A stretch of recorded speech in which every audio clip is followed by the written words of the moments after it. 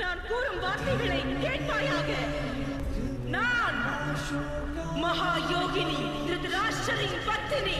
இன்று நான் உனக்கு சாபம் வழங்குகிறேன். உன்னுடைய யாதவ குலத்தின் பெரும் அழிவானது உன் கண்ணுக்கெதிரே நடக்கும் வாசுதேவா. வன விலங்குகளுக்கு இணையாக யாதவ குலத்தின் வீரர்கள் ஒருவர் மற்றவரின் உதிரம் பருகுவர். அதில் தப்பி பிழைத்து மிஞ்சியவர்கள் நிரந்தரமாய் கண்ணீர் வடிப்பர். எவ்வாறு இன்று இந்நகரம் களை இழந்து இருளில் மூழ்கியுள்ளதோ, உனது நகரம் சமுத்திரத்தில் மூழ்கி அழிவை பெறும். பல பிள்ளைகளை ஈன்றவளுடைய ஹிருதய பூமிதனில் துக்கத்தின் தோர தாண்டவத்தை பார். குரலின் ஒளியை கேள்.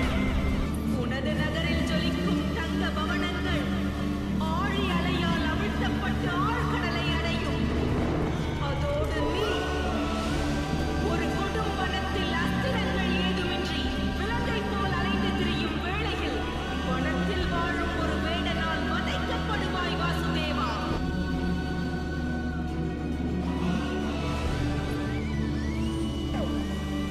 தன் தாயுடைய சாபத்தையும் மனமாற ஏற்கிறார்.